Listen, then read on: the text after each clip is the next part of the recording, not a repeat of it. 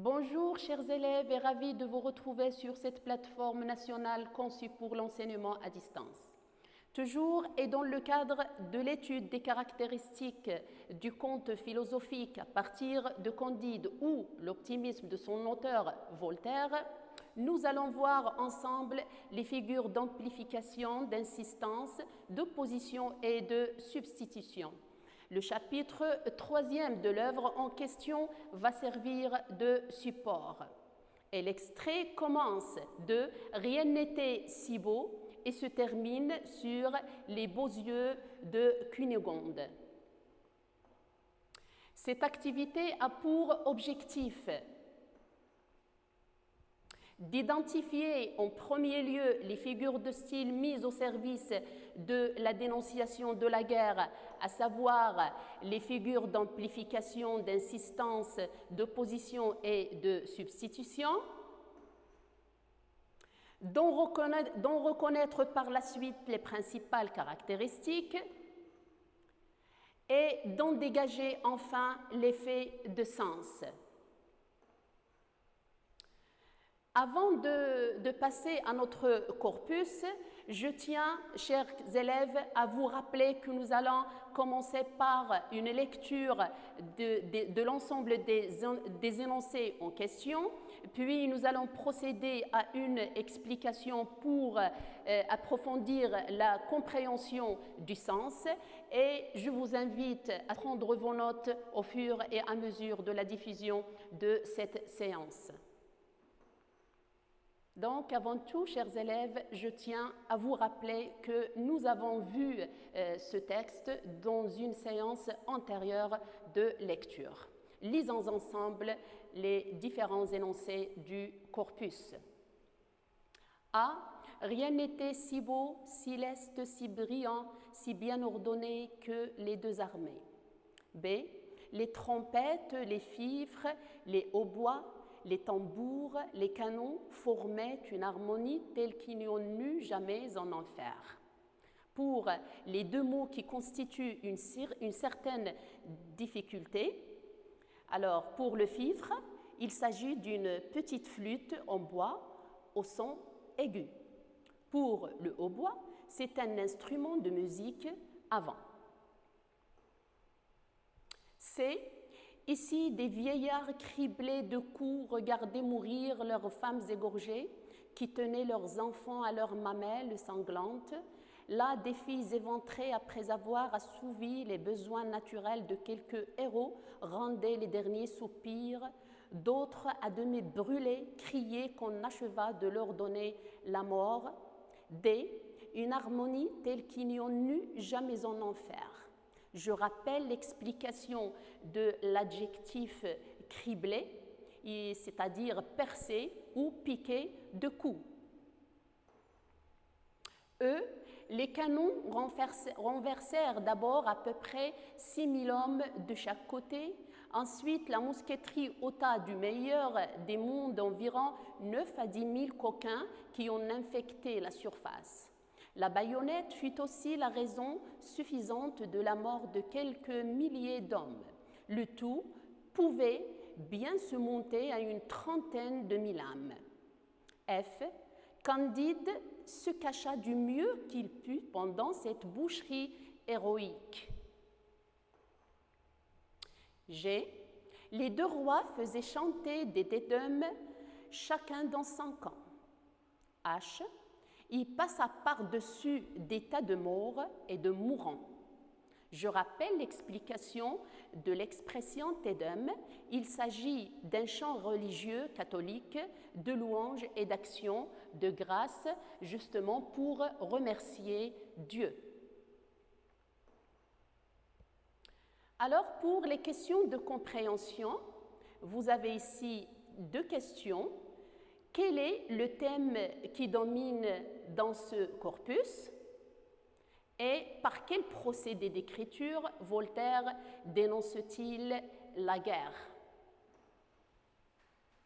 Pour la première question, comme vous l'avez remarqué, Voltaire, ou bien le narrateur, est en train d'énumérer les effets, ou bien les conséquences, ou bien encore les répercussions de la guerre sur l'être humain. Et les procédés utilisés par l'auteur sont les verbes descriptifs, les adjectifs numéraux cardinaux, des localisateurs, et il y a aussi une tonalité pathétique, satirique et aussi ironique. Il y a divers champs lexicaux, notamment de la torture et de la souffrance, de la mort, bien sûr. Il y a aussi des participes passés à valeur d'adjectifs, notamment criblés, éventrés. Il y a des figures de style. Et la dernière question, quelles sont les figures de style les plus utilisées? Bien sûr, il s'agit des figures d'amplification, d'insistance, d'opposition et de substitution. Commençons d'abord par les figures d'amplification et d'insistance et lisons et observons bien sûr l'énoncé A. Rien n'était si beau, si leste, si brillant, si bien ordonné que les deux armées. Remarquez ici qu'il s'agit d'une hyperbole mise en place par des adjectifs élogieux et mélioratifs renforcés par l'utilisation de l'adverbe d'intensité si. Il y a aussi une anaphore qui s'exprime par ce même adverbe qui est si, il est repris 4 fois, et il y a aussi une allitération. C'est la reprise ou bien la répétition du même son consonantique, le S dans ce cas. Alors, et pour l'effet recherché, il s'agit ici d'exagérer le rythme de la marche militaire pour créer une forte impression chez le lecteur. Pour l'énoncé B, les trompettes, les fifres, les hautbois, les tambours, les canons. Il s'agit dans cet énoncé d'abord d'une gradation croissante mise en place par cette forme d'énumération, mais avec progression. On commence par les sons les plus aigus pour arriver jusqu'aux sons les plus graves, et ce pour créer chez le lecteur un effet ou bien pour susciter son impression. Énoncé C, ici des vieillards criblés, leurs femmes égorgées, leurs mamelles sanglantes, là des filles éventrées, d'autres à demi brûlées, criées. D'abord, remarquons que nous avons une hyperbole dans vieillard, et ce pour insister ou bien pour attirer l'attention du lecteur sur le profil le plus précaire ou bien le plus vulnérable de toute cette scène. Et ensuite, il y a une accumulation et une amplification par une énumération de groupes de mots. Par exemple, vieillard criblé, femmes égorgées, mamelles sanglantes, filles éventrées, et d'autres à demi brûlées, criées, etc. Donc, il y a une accumulation. Il y a aussi une assonance introduite par la répétition du son « est », donc criblé, éventré, égorgé et brûlé. Le tout aussi pour insister ou bien pour attirer l'attention du lecteur sur l'ampleur du chiffre, mais aussi pour attirer aussi son attention sur l'atrocité et l'horreur de toute la scène. Énoncé D. À peu près 6 000 hommes, environ 9 à 10 000 coquins, quelques milliers d'hommes, une trentaine de mille âmes. Il s'agit, la même chose ici, il s'agit d'une gradation croissante pour créer, et approximativement, bien sûr, il y a l'utilisation de cette approximation pour insister sur l'ampleur du chiffre des victimes. Et pour aussi attirer l'attention du lecteur et pour susciter son impression sur le très peu de valeur qui est attachée à la vie humaine. Meilleur des mondes. Il s'agit ici d'abord d'une hyperbole introduite ou bien mise en place par le comparatif mélioratif meilleur. Alors, l'effet recherché, c'est la ridiculisation de l'optimisme incarné par le personnage de Pangloss dans toute l'œuvre. Et pour F, d'état de mort et de mourant. Il s'agit aussi d'une hyperbole, un tas de mort, ici une exagération. Donc, une exagération, bien sûr, du bilan. Passons maintenant aux figures d'opposition et de substitution avec l'énoncé A. Rien n'était si beau, si leste, si brillant, si bien ordonné que les deux armées. Nous avons ici une antiphrase mise en place avec ses tournures comparatives. Rien n'était que, ici, pour susciter la complicité du lecteur et le pousser à dépasser le sens littéral, le sens propre du texte et passer au sens recherché, c'est-à-dire à cette critique de la guerre. Pour l'énoncé B, les trompettes, les fifres, les hautbois, les tambours, les canons. Ici, il y a une antithèse d'abord. On commence par les 4 instruments renvoyant au champ lexical de la musique, c'est-à-dire de la joie, de l'amusement, et pour terminer sur les canons comme instruments qui renvoient à la guerre et renvoient à la mort, bien sûr, et au deuil. Ici, ce contraste, bien sûr, musique-guerre, c'est pour insister ou bien pour dénoncer cette absurdité et inutilité de la guerre. Pour C, là, des filles éventrées, après avoir assouvi les besoins naturels de quelques héros, rendaient les derniers soupirs. Alors, les mots, ou bien les groupes de mots mis en relief sont filles éventrées qui ont été victimes de viols. Ici, on est dans un vocabulaire antiphrastique, avec cette antiphrase, parce qu'on ne peut pas parler de héros qui assouvissent leurs besoins naturels au détriment des filles comme étant des profils vulnérables. Ici, la remise en cause, encore une fois, de l'idée de l'héroïsme. Pour l'énoncé D, meilleur des mondes. Il s'agit aussi d'une antiphrase pour dire pire des mondes. Ici, encore une fois, l'auteur suscite le lecteur à dépasser le sens premier du texte et le faire adhérer à cette critique âpre de la guerre. Boucherie héroïque. Il s'agit d'un oxymore mis en place par ces deux termes tout à fait opposés, boucherie qui renvoie à la mort, au deuil, et héroïque qui renvoie au courage, à l'audace et à la bravoure aussi. La même chose, il y a toujours cette idée de remise en cause de l'héroïsme. F, une harmonie telle qu'il n'y en eut jamais en enfer. Il s'agit dans cet exemple de l'antithèse.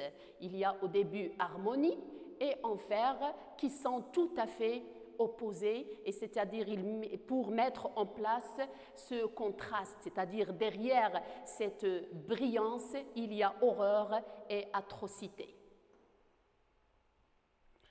Énoncé G. Les deux rois faisaient chanter des tédums, chacun dans son camp. Dans cet énoncé, il y a ce que l'on appelle un paradoxe. Et justement, paradoxalement, les deux rois faisaient chanter un Te Deum pour remercier Dieu.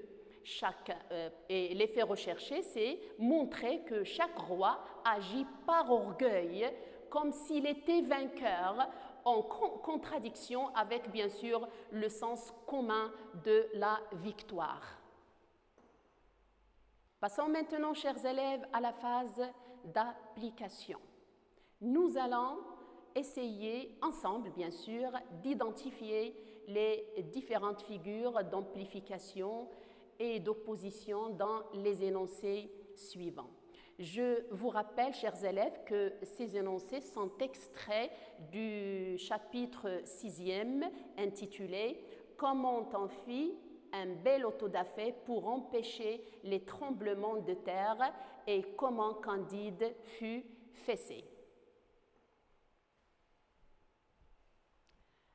Je vous propose les éléments de réponse suivants. Donc, nous avons les sages du pays qui constituent une antiphrase. Nous avons aussi bel autodafé qui est en même temps antiphrase et oxymore. Donc, ces deux figures de style sont utilisées pour amuser le lecteur par l'absurde, l'ironie et l'humour, et par là le faire adhérer dans cette critique sous-entendue par Voltaire. Énoncé B. Le spectacle de quelques personnes brûlées à petit feu en grande cérémonie. Je recommence la lecture. Le spectacle de quelques personnes brûlées à petit feu en grande cérémonie. Je vous propose le corrigé suivant. Il y a d'un côté spectacle et brûlé, de l'autre côté à petit feu et grande cérémonie. Dans les deux énoncés, il y a ce qu'on appelle l'antithèse. Dans le premier énoncé, il y a spectacle qui est tout à fait opposé de brûler, donc deux mots de sens opposés, mais qui sont réunis dans la même structure. Il y a le spectacle qui renvoie à la gaieté, à la joie, à l'amusement.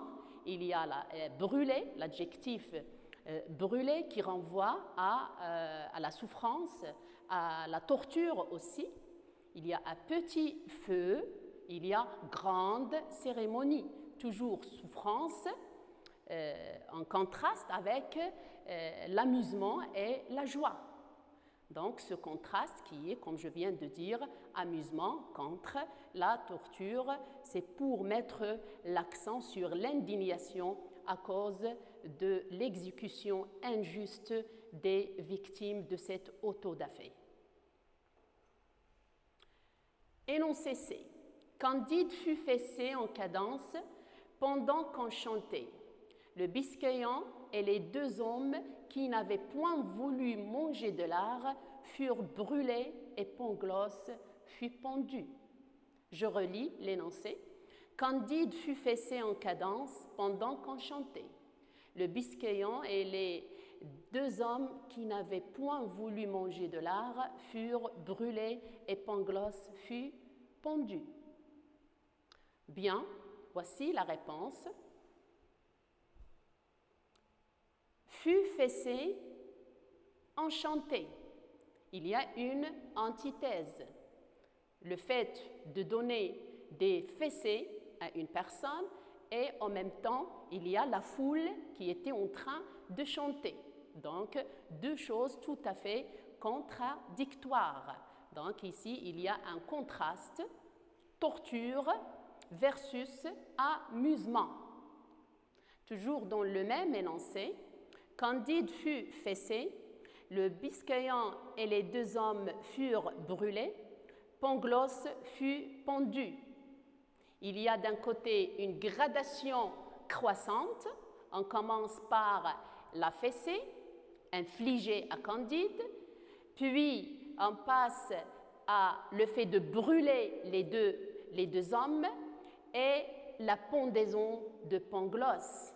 Il y a aussi la cumulation, c'est-à-dire les différents profils exécutés.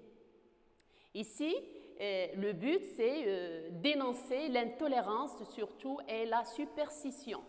Il y a aussi la dénonciation de l'arbitraire qui est mise en place par ce décalage entre crime et châtiment infligé aux victimes de cette belle autodafé, comme dit Voltaire. Énoncé D. Tous deux furent menés séparément dans des appartements d'une extrême fraîcheur. Je relis. Tous deux furent menés séparément dans des appartements d'une extrême fraîcheur. Je vous propose les éléments de réponse suivants. Dans des appartements d'une extrême fraîcheur, il y a d'un côté une hyperbole mise en place par l'adjectif mélioratif extrême, et ici il y a aussi une antiphrase comme procédé de l'ironie, et ceci pour créer une grande complicité avec le lecteur. Complicité, on dit aussi connivence avec le lecteur.